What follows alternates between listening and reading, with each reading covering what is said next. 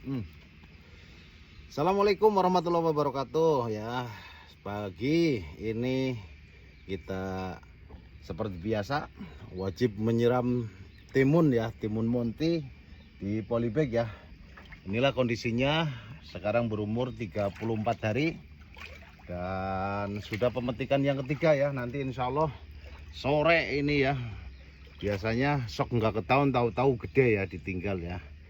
Kita langsung menyiram, ngambil dari kolam ya, ini ngambil langsung disiramkan, dikocorkan seperti ini ya.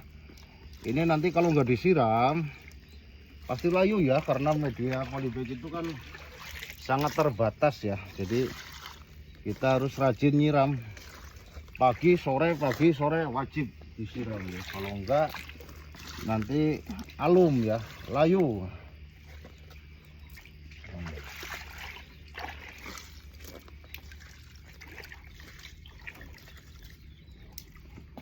Seperti ini.